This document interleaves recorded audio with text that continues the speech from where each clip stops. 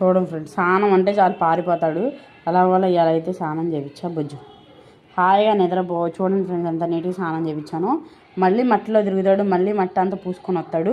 మాకు తెలియకుండా ఇప్పుడు బయటికి వెళ్ళిపోవడం బాగానే ప్లాన్ వేస్తున్నాడు. మళ్ళీ మమ్మల్ని చూసి చక్కగా లోపలికి వస్తున్నాడు. చూడండి ఫ్రెండ్స్, ఎట్ట నిద్రపోతున్నాడు స్నానం చేయించాక.